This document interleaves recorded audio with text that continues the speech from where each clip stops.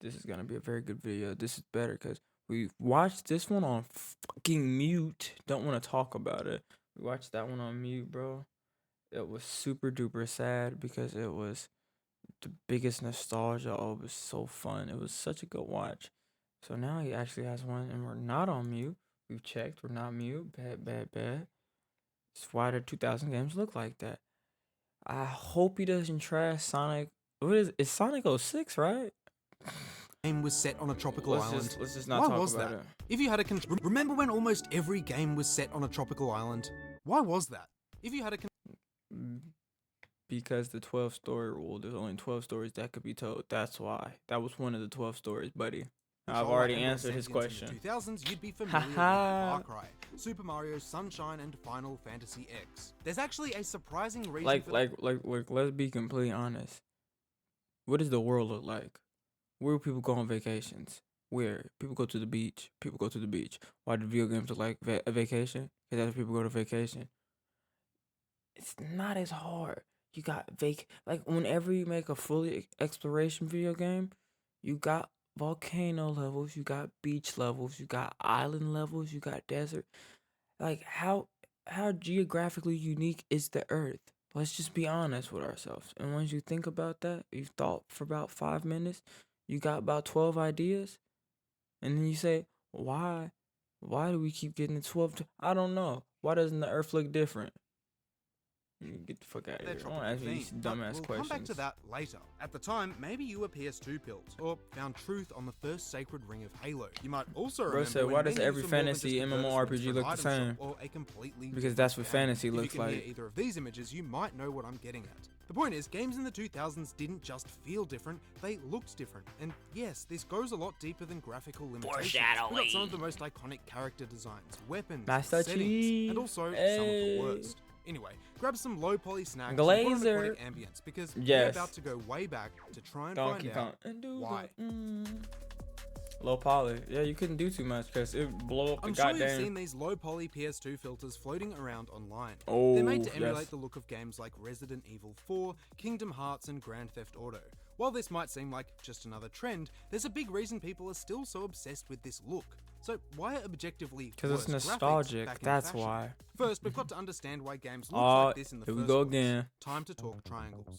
In 3D games, polygons are the tiles that make up all of the objects you see and interact with. The more of these you have stuck together, the smoother something looks. For reference, Lara Croft used to be made up of about 200. Nowadays, you need at least 100,000.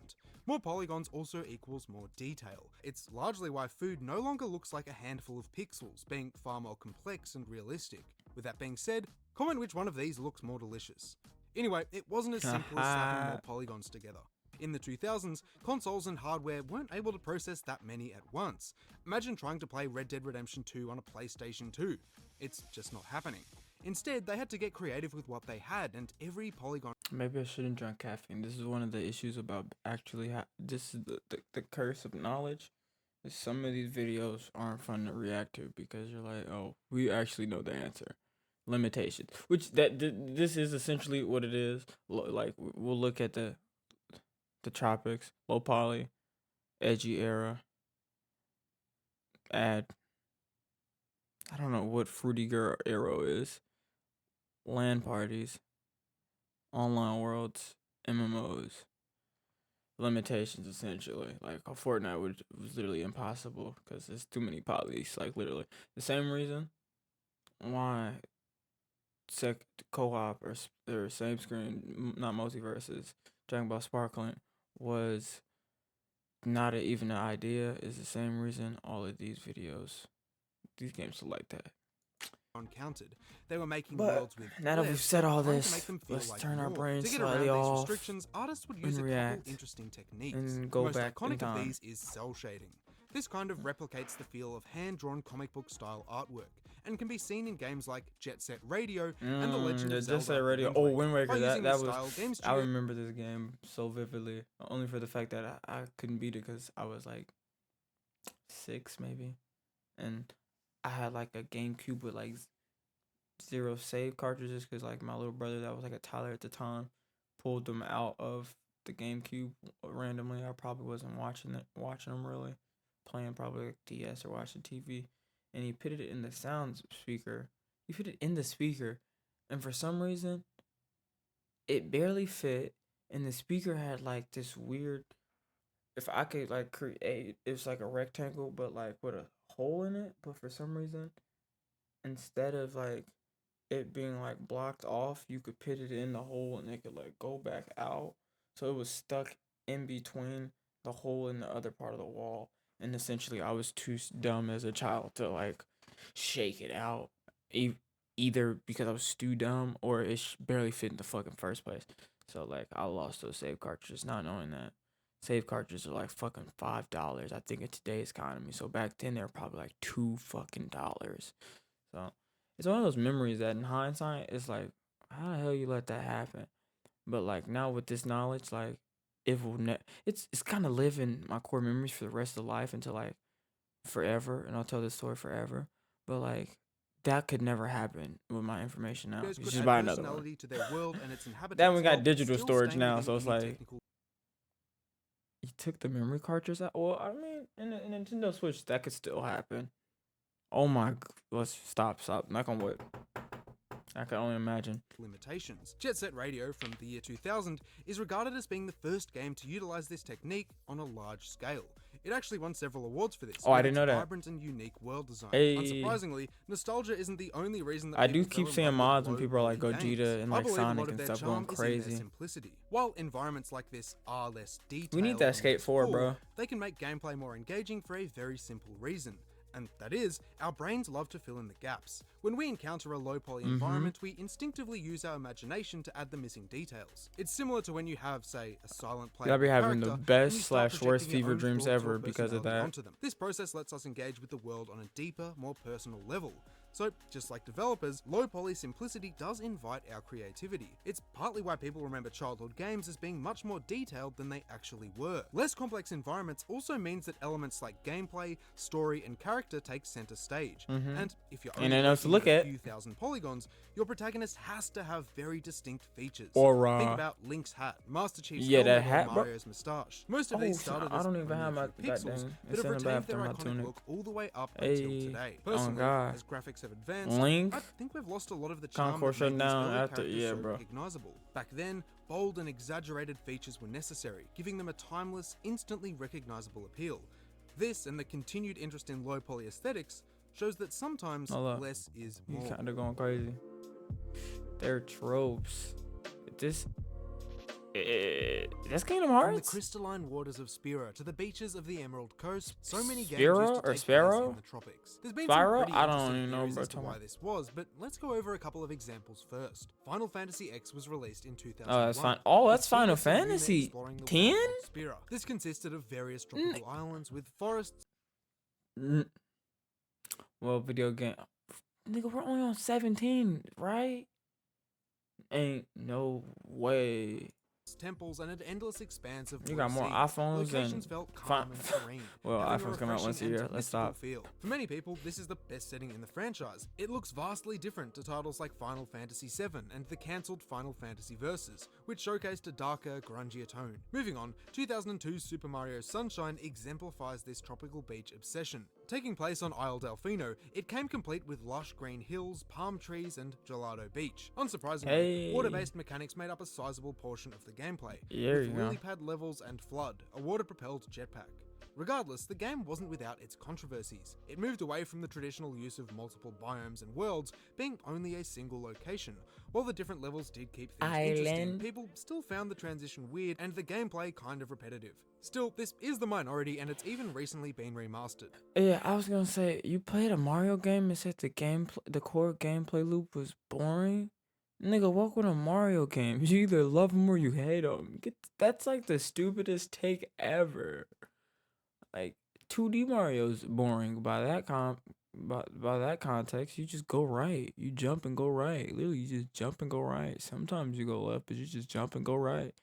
You were mad that you were on an island spraying off like graffiti the whole game essentially. Like Super Mario 64 was repetitive too. Like that's what I'm saying. Super Mario Galaxy was, that's what I'm saying. You either love the gameplay loop or you hate it because as a child, Super Mario Galaxy was Basing. Like, oh my, like the way they figured out, and I've watched so many like video essays about the way they like created the gravity mechanic and everything to even like get Mario to like rotate, jump, and rotate around the world and like the camera. Bro, that game's it's oh my gosh, it's super duper fire, bro. Like that's how we know like they really got Nintendo got it because even to figure out how to do that is crazy, and then two if you wanted to even have a hyper realistic game of that, just finding out the way to reproduce like re um realistic gravity mechanics that would take most of the development time and cost, and then getting it to work with Unreal Engine 5 and all those polygon. Bro, you blow your fucking computer up, bro. This is why there's not another. This is why there's no hyper realistic Mario games. Because they just be doing Other too much, honourable low mentions key. include The Wind Waker and Kingdom Hearts 2. Before we get a bit game theory, the obvious reason for these environments and the prevalence of the ocean is that, well, it was possible. Simulating splashes, ripples, and dynamic water is not easy, and it was only just becoming accessible in the early 2000s. Studios were saying goodbye to the chunky water of the 90s and welcoming in the moist horizons of the new millennium. That's Having a critical. good It was a system became key misinput. benchmark for quality. In turn, oceans stopped needing to be only backgrounds or death barriers, and could just as easily be interactive set pieces instead. Now, you might have noticed a common thread across the games I was saying, I've I'm so mentioned, glad we namely can that fight they are all underwater made in by video Japanese games now, and it developers. looks This isn't to say that Western nice. games never had these environments, but their use definitely leaned in one direction. Oh In line god, with this, yeah. it's possible that a lot of inspiration came from the country itself. The lead writer of Final Fantasy X, I believe for that example, for sure. notes that a trip to Okinawa was heavily inspirational. When comparing locations, this makes a lot more sense. Others have taken this a step further, suggesting that vacations to Hawaii inspired a lot of development teams. Whatever the case, I miss the tropical focus of the 6th generation. There we go. We're 12 minutes into our video, but 6 minutes into their video. Why did the games look like that? Cause everybody. What did I literally just say? Cause everybody goes to vacation on beaches. That's what I was like, bro. That was. It's a question, all right, that you answer immediately. Why does everybody like macaroni and cheese? There's two options. Either everybody eats macaroni and cheese, or there's no other options but macaroni and cheese, which kind of filters back to the same option. Like, or do you want like a scientifically molecular breakdown of why this shit like that's what's like I don't know, come on, bro. Don't ask people Always why love 2 plus seeing these 2 is 2. environments 2 whenever plus they 2 is pop up 2. today. Or 2 plus 2 is 4 because 2 plus 2 is 4. That is it. There's nothing below. On the flip side of the calm That is tropical the aesthetic I surface. mentioned earlier was a And the weird underground. fascination with making everything dark and edgy. Prince Yeah. of Persia went from this. Now I'm not gonna lie. Do we get to the actual? I hope we get to it because I seen the meme. I seen like a comic strip or like a skit or something, and they were essentially like, so you speed of light, you can shoot out photon blades, create energy, right, right. It was like, so why do you use a gun? And I was like, yeah. Why would Goku use a gun? Is a great question. I mean, Goku with a gun does look cool, but why would Goku use a gun? Just shoot him on the comment me off. Sonic had a similar shift. Outside of existing series, we got titles like The Force Unleashed and Manhunt. Oh, The Force all sharing Unleashed a was darker color palette. It's tricky to pinpoint an exact time period. franchises. Hold up, You Gango. won't. All sharing a darker color palette. It's tricky to pinpoint. Yes, franchises going through an edgy phase. Artifacts. Yes, sir. Shadow. I don't know about Boogeyman. Man of Steel. Zelda Twilight Princess. Yeah. Spider-Man 3. Yeah, but Force Unleashed. Okay, the only ones that actually hold context is Shadow and Epic Mickey. All the other ones is like these are all stories from like 60 years ago, bro. What are we talking about? Those two, yeah. Epic Mickey is probably one of the coolest like video games for it to be for a Disney. You won't find a shortage Mickey Mouse in early one. PS2 Damn near titles. created the Almost like every the second box FNAF art had shit. orange, low-key. post-apocalyptic skies in the background, with the protagonist that orange absolutely filter. mean mugging in the center. That Rio de The Niro. weird thing is, this wasn't just shooters or games like Mortal Kombat. Platformers were in on it as well. Jak and Daxter started the decade as a whimsical, light-hearted game with goofy characters. By 2003, Jak had a gun, a go. I think, see, and this is where we getting back to the big brain movements. This this is a good bait and switch clickbait title grab thumbnail. Why did they look like that? The better reason would be, why did they work? They look like that because it worked. The real answer to your question would be, why did it work? You feel me? Cause you could do the Concord and people could just be like, no, we're not gonna play this, and it just flops, and people are like, oh, okay, well, tax write off, and keep it pushing. And was shooting his way through an industrial cityscape. The same can be said for Shadow the Hedgehog, which was an unexpected shift for the franchise. I mean, the menu select sound is literally bro, that's just gunshot. Literally, bro, fire. I still got that game to this day, unless my little brother sold it or some shit. Which at this point, if you grew up playing the choice original of words games on, well, the Genesis, randomly giving one of the characters guns was very out of place. Consequently, to many, it seemed like the developers were just trying to chase the trend of violently edging. Cash nasty? On the other hand, some people did like this tone, and the game got them into the franchise in the first place. Me? Anyway, it was me. For this switch? The answer is yes, but it depends on who you ask.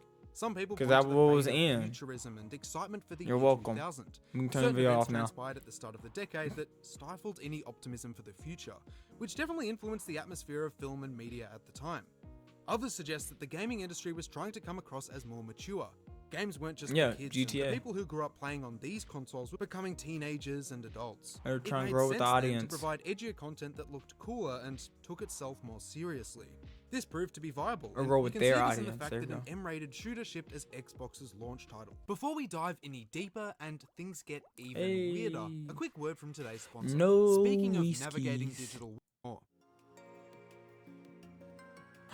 Never mind. I remember this like font filter I haven't mentioned theme. Thru Arrow for a while, and I'm starting to experience withdrawals. So here we are. In a gaming context, the aesthetic Thru This is kind of like the OG Windows. With the 7th generation of consoles, yeah, starting in 2005. Things like the Wii, Xbox 360, and the PlayStation 3. Frequent elements were I know about this. There we go. And skeuomorphism. Skeuomorphism is often used with Thru Arrow, and it refers to a style of graphic design that tries to imitate real-world counterparts. Yeah, Safari. There we go. The best example I can give is iOS 5 and its icons. A cooler example I can give, however, is the Wii. After its release in 2006, interactive gaming was never the same. The nunchucks and the remote allowed you to putt, bowl, swing, serve, and beat your family members like nothing else. Bro, come on, gang. You thought look. The Xbox 360 was red ringing to death. It dominated sales, moving over 100 million consoles worldwide. Importantly, the UI, games, and music are remembered as being distinctly Thru Arrow. Menus were clean and white, with a futuristic blue sheen and glossy, rounded buttons. The main menu, Nintendo cooked with the Wii, bro. Like they cooked with the Wii. Switch 2 gonna be crazy. This contrasts other menus from the 2000s, like Metroid Primes, which give off an edgier, if the Switch 2 is literally just a Steam Deck, bro, they've cooked, bro, and the Steam Deck will damn near. It's not gonna dip, but you feel me? Oh my god, we don't have a Switch resort. Nintendo dog. Or no, that's the Wii dog. It's not a Nintendo dog. But not too intense. I don't know better than Nintendo dog, bro. Volume in the living room while you smash down dinner and got the back to children Mario. yearn for This will help smooth the Wii jazz. feel really cohesive as a product. Aha. The music complemented the aesthetics and vice versa. In fact, this styling was one of the only good things about the later Wii U. Its menus retained these design features. No, yeah, them Windows the music was just as great. We even got this selection screen as part of the Miiverse, which offers look an at that demonstration of Thru Arrow's glossy, rounded icons. Gone but not forgotten. About the Wii. It didn't have Halo, and trying to play GoldenEye via Wiimote convinced me that I was cognitively impaired. Xbox 360, on the other hand, low high key, that's gonna get you. Naturally, it didn't escape these design trends either. Take one look at the menu screen, and you'll pick up on some of the Xbox got aura too. That's what I'm saying. They all got aura. Easy to navigate and vibrant. Windows Media Center stands out nicely, with a rounded green gradient as the backdrop. A common theme in this era was nature. A lot, bro. Well, yeah, no. I always let y'all niggas know, bro. Aura is a mixture of attributes, and a lot of aura can just be nostalgia. Some aura could that is just nostalgia. Some aura is nostalgia.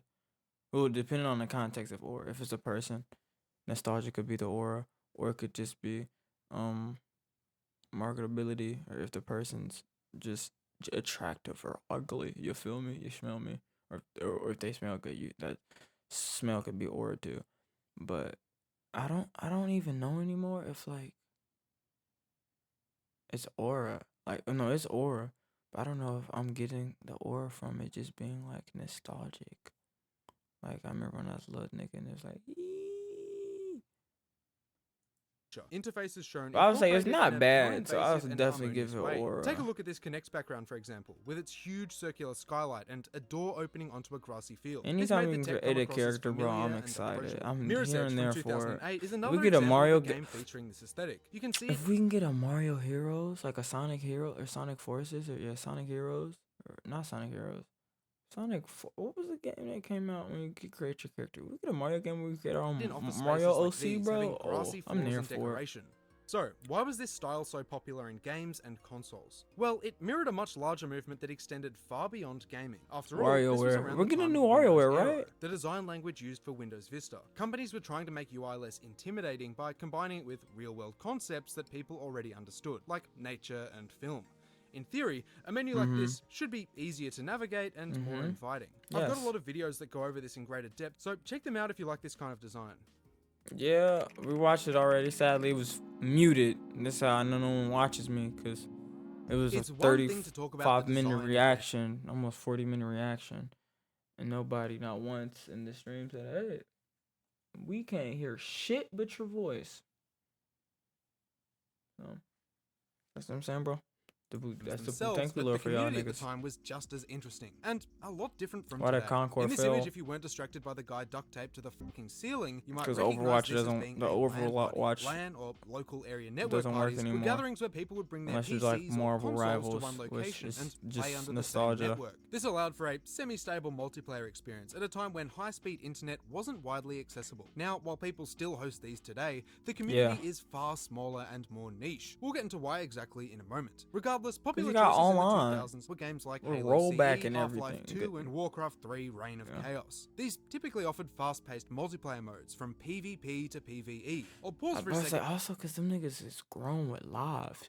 You gotta realize, any nigga that grew up with LAN play, like really grew up playing LAN, them niggas like 30, bro. So imagine like sitting down together to do LAN parties.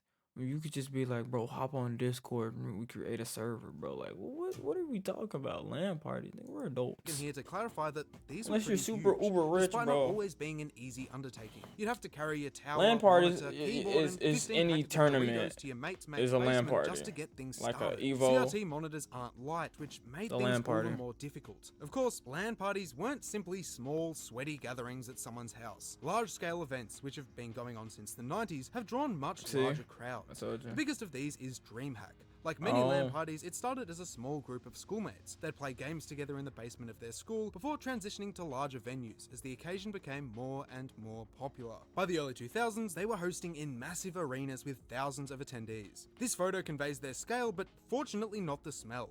These kinds of events are still ongoing, if you know where to look, but smaller LAN parties are becoming a thing of the past. People are no longer carting their setups over to a friend's house to play multiplayer games. It's far easier to connect online thanks to faster and more reliable internet connections. Unless you live in Australia. This video has been uploading since August. Anyway, I think the decline of LAN parties took with it a significant social aspect of gaming. There's something special about physically playing with someone, even if it's just with split screen. You can actually see people's reactions. This isn't the same as voice chat, which itself is a ghost of its former... Hey, is that FaZe Jeff? You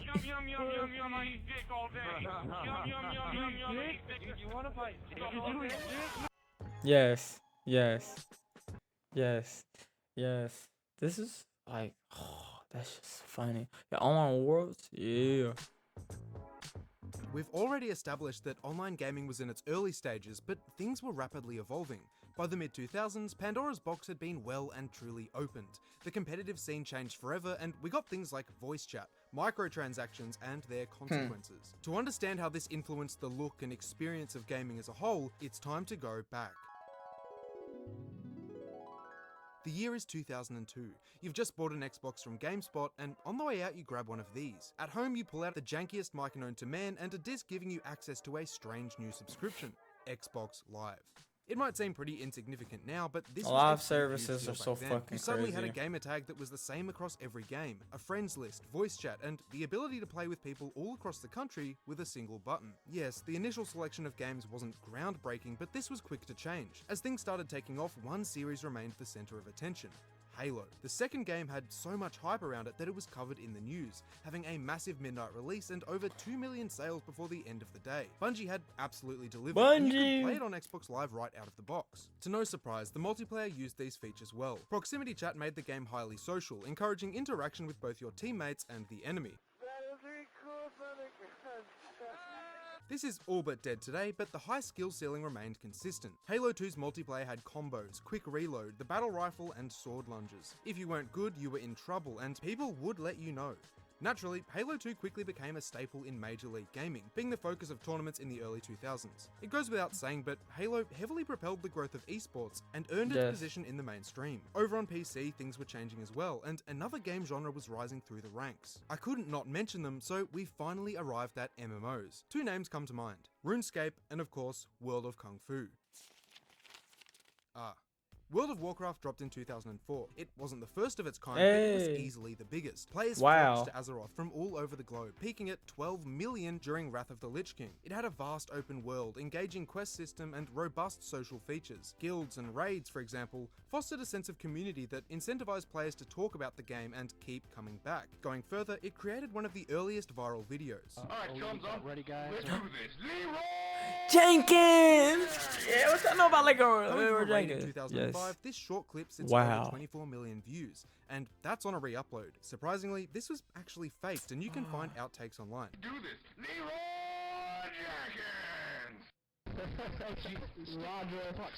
At least he had chicken. RuneScape was the other behemoth of early 2000s. Oh, I didn't know that. MMOs. It was Released in staged. 2001, it functioned and looked a whole lot different to World of Warcraft. You could count the number of polygons. Why on each is it character, Leroy and Jenkins? still I've have a never couple understood fingers down. that. However, where RuneScape excelled was in its freedom. There were so many different quests, skills, and activities that you weren't locked down to a singular path of progression. Mining, smithing, woodcutting, crafting, strength, and more were all available at launch, with other skills like farming added later in the game. Another key to its success was the fact that it was browser-based. You didn't need a crazy rig and a download to run this, just an internet connection and a working mouse. These kinds of games were incredibly successful in the 2000s, and helped popularize a lot of the trends we see today. Unfortunately, not all of these were good ones. The rise of online games gave cosmetics another, more sinister purpose: status. It wasn't just about what looked good to Hey, you, it was Ninja! about how you OG were perceived by Ninja. other players, and companies knew exactly how to exploit this. What's your number? That OG Ninja. Microtransactions. They gained major traction with the What rise was that, of Maple free-to-play Store? OG MMOs. Maple Store? Everything from upgrades to cosmetics. Bro, could be I'm done, really like so randomized super and angry spun that for Maple a Store few 2 flopped, bro. An I early was really adopter of excited this to was get into MapleStory, it. with the release of the Cash Shop in the mid-2000s. This wasn't exclusive to online games though, and it started bleeding into every other genre. I'm Oh, sure I you won't can guess forget where y'all this is for letting going, that but shit if flop, not, bro. Let me introduce you to the now infamous Horse Armor. In 2006, Dragon Elder Scrolls Cube Oblivion World, made bro. the strange I decision will to go- announce and sell this for I'll $2.50. find Dragon Balls for Sure, them this bitches, doesn't I'll seem be like a honest big with deal you. today, but at the time it was a massive step towards monetizing even the most trivial aspects of a game. It offered no competitive advantage, didn't look all that cool, but people still bought it. And they never stopped. Yep. Massive midnight releases, LAN parties, physical game discs, disc drives themselves. All of these are quickly becoming things of the past, and gaming has changed a lot over the last Bro, decade. that's, I'm not gonna lie, that's one thing that y'all don't understand anymore, or that we'll never get back, is midnight releases. That doesn't exist anymore. We don't get midnight releases anymore. I kind of wish we did, I'll be completely honest with you. I wish we got midnight releases more often, but for the simple fact that I play games online, so I'd be very excited to be able to play at midnight versus like randomly like 5 to 7 o'clock like PM. You feel me? But yeah, bro, like camping outside for a midnight it's fun. I'll be honest with you. It's kind of cool for the fact that you get to see people like with the same likeness and like my like stuff with you. So it's like, oh, you like Naruto because the Naruto game comes out. So we're all here for the new Naruto. We're all here for Sparkling Zero. So you kind of even get to see people that you just get to network or just have fun if you like want to talk about stuff you like. It's cool. And it's an easy way to do it, you know? But now we're so goddamn online that shit's never gonna happen again, bro. Like Sparkling comes out at 5 p.m. EST next Monday. And so that midnight release for Sparkling, especially with games with early access, how does that even work? I didn't even think about that. How does that even work, bro? If you pre-order a game, you get early access. Is it digital only early access? You can't just like buy the game. I don't. Yeah, bro. I don't know. I'm about to look that up, low key. Actions are par for the course, with Fortnite sustained by its item shop for the past 7 years. Literally. Going back to UI, I'm Happy still waiting for a birthday, menu to give me the Fortnite. same feeling as Halo 3's. Games should feel exciting from the moment you boot them up. I don't want shop bundles being shoved in my face like Windows errors before I've even seen the title screen. Others have just become confusing, moving well, away from simplicity to whatever the hell this is. Some things, however, have remained No, don't strong. say that. Don't say that, cause y'all niggas be mad when some shit got some simplistic shit. And it's like it's not enough flair. Like with Sparkling, we're like, oh, the menus are just menus. What the fuck do you? What you niggas complain and complain now? RuneScape and World of Warcraft have millions of active users between them, and Halo is still a thing that exists. Even large-scale LAN parties have been kept alive by DreamHack. I also think, as a whole, a lot of people miss the low-poly aesthetics of older games, and actually prefer them to the intense focus on graphical fidelity. But that's more than enough from me. If you enjoyed this video, consider subscribing because I've got a lot more on the way. And let me know what you think. Do you like where games are headed, or could we take some pointers from the past? 50-50. I like retro gaming and I like new gaming, so I think they can all coexist. I think they will coexist and they can coexist. They can and they will. I like playing roguelikes. Most roguelikes are pixelated 2D platforming games. Some of them now we're getting 3D ones like Risk of Rain 2 and not Death Strand. What was that? What was that one that came out on PS5? We're getting 3D of them, so it's like I'm in for it all. I like the medium. I like art. Art is art, bro. That's what I'm saying, bro. Art is in the eye of the beholder. The beauty is in the eye of the beholder. So it's really just that simple. So y'all let me know like what stylized video games are your favorite, or are you like a mix and match? Like you like the old, you like the new, or you only like the new, or do you only like the old? Or like let me know how y'all niggas be feeling, cause I honestly just be like, I like it. I like it. I like what I like. I don't like what I don't like, but I like a lot of it. I'm not really have an issue with the median. It's a mix of nostalgic stuff you like, honestly. That's what I'm saying. Like Overwatch, I'm kind of burnt out on, not kinda. I'm burnt out on Overwatch for sure. But Marvel Rivals is literally just Overwatch, but with Marvel characters. So it's like, well, why don't you play? It's not the same almost. So it's like stuff like that. Like Smash Bros versus Multiverses versus Rivals 2 versus Brawlhalla. They're pretty all much similar, but they're all slightly different enough for you to distinguish and not like one or the other, but like the other one. So yeah, let me know. Like, comment, subscribe, and all that nice jazz stuff. Even though at this point in the video, if you haven't already, like, I highly doubt you were.